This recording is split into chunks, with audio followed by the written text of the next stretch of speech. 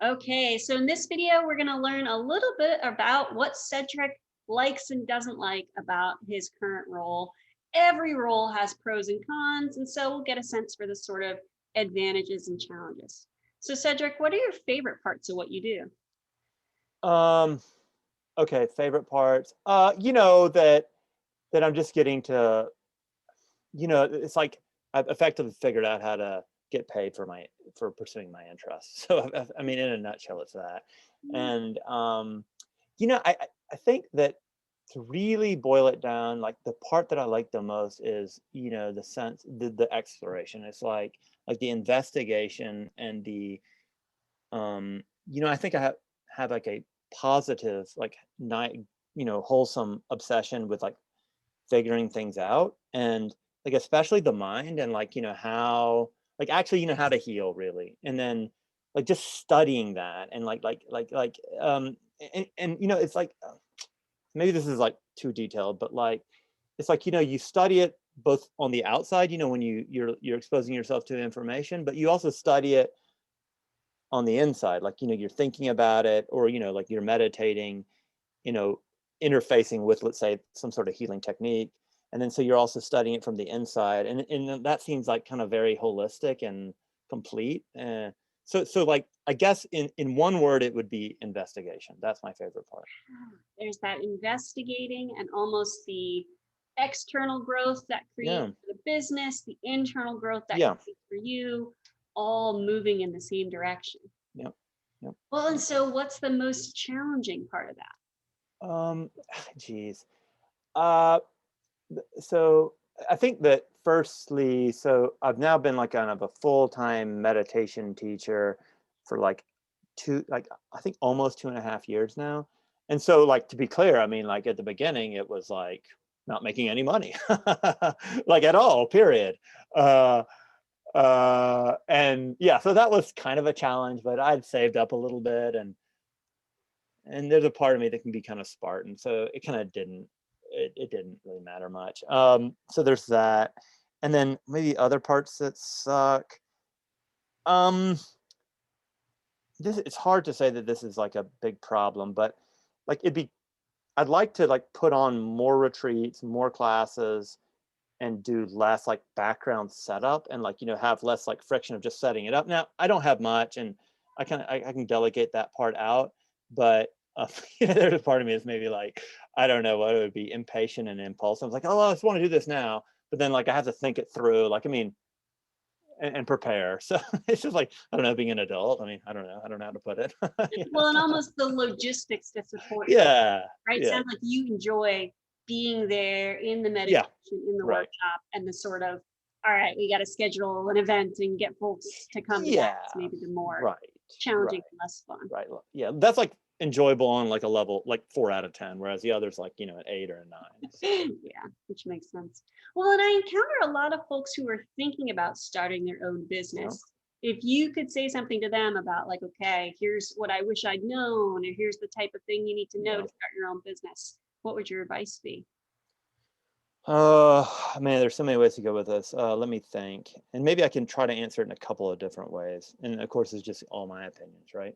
Um, I think that okay. Let me tell an apparently totally tangential story, and then I'll let you. I'll kind of bring it in. Mhm. So I remember I used to be a coin dealer, which I'm sure you'd assume, right? Anyway, um, so I was a coin dealer, and I did foreign coins. I was always interested in foreign languages, foreign cultures, and so whatever, I did foreign coins.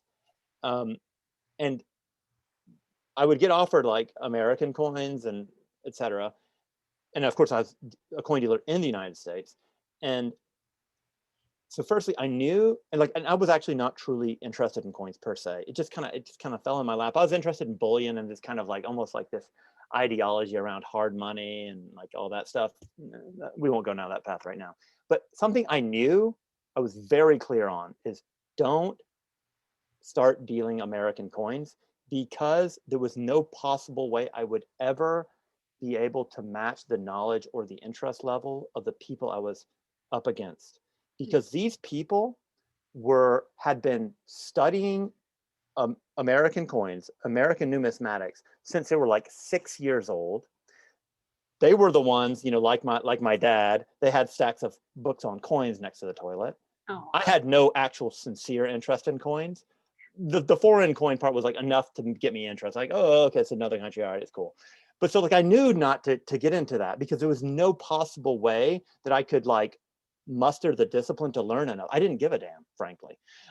So why am I bringing that up? It's because go into a field where you are obsessively interested and where you're developed and like like literally you need to feel when you interface with your subject matter, you need to feel the dopamine release. You know what I'm saying? It needs to be like that level where like, oh my god, like, oh, it's like so yeah, get into a field that you're obsessively passionate about, and then developing expertise is no problem. Now the problem, I think the problem there is that the average person doesn't have. I mean, of course, there are market dynamics there. It's like, I mean, if my passion was like drinking beer or like sports games or like lots of people are, sports, what is it, spectators. yeah. And you're never going to know that field well enough or to be like a world level expert because there are too many other people like it. So there's a trick there. But if you have like a slightly obscure interest where the market dynamics are such that somebody's looking for some expert guidance, which is like, this is a thing, then so like the way I'm trying to answer the question is go for something. I mean, you have to do the market study, market analysis, but then go for something that you truly are passionate about, because that's, in my mind, the only non-hellish way to develop enough expertise to eventually become a world-class expert. And if you're a world-class expert at it, then you kind of sell yourself. So that's one. And I think there may have been another question, but let me turn it over to you. Well, and that's a really interesting observation, right? That almost the interest and passion can fuel the expertise, Yeah. and that with those two, you can create differentiation. Maybe Yeah. not in an area where there are a ton of other folks and Right. they're already saturated, but if you have that niche that you are super excited about, that almost creates the momentum to Right. find your own space. And so I'm curious then, if that's sort of a good motivator for going into business in area, what would the wrong reasons to get into business be? If you've seen folks in businesses where you're like, oh my gosh, that was the wrong motivator. What does that look Sure. like? Let's see here. I think there's a lot of easy answers here. It's like, oh, I don't know what to do with my life. There's nothing else to do. This seems easy, which, it's probably not going to be easy. Also, I think that in certain profession like coaching, and I think this is more the case with teaching meditation, is that for people that are interested in meditation, I think that they assign a high social value to being an authority around meditation or an authority around something like that.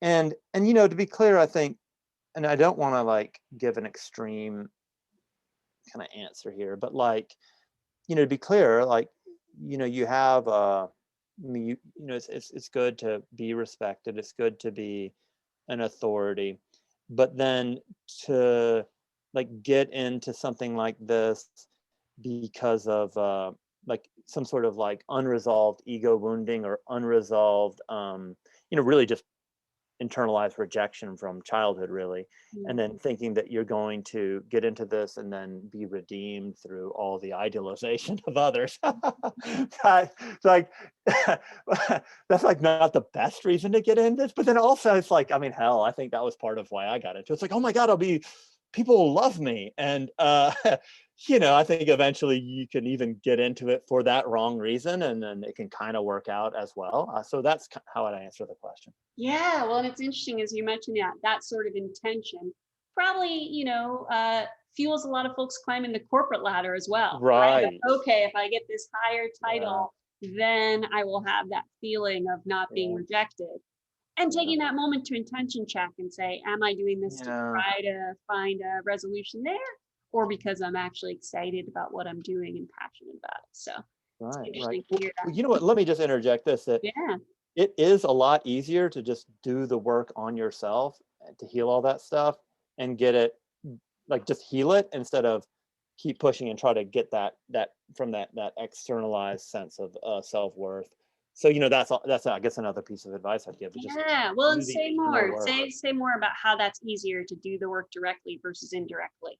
Well, I mean, the thing is that the external validation, it there's the appearance of satisfaction. There's the appearance of like, oh, I really will sufficiently arrive to make the sense of unworthiness, or the sense of rejection, or low self-esteem go away. So it's really, one is one is a false refuge, and then the other is, let's just say, somewhat of a real refuge, because you can heal the stuff inside if you just do a lot of meditation, a lot of psychotherapy, and so Yeah. one works, one doesn't, basically. Yeah. Well, and there's that confidence in that, hey, you can keep trying to get that from the external, but Sure. not going to work. Right. Awesome. All right. Well, so that says a little bit about just running your business, what the Uh-huh. challenges and advantages are like. And in the next video, we'll talk a little bit about what's coming up for you in the future. Okay, sounds good.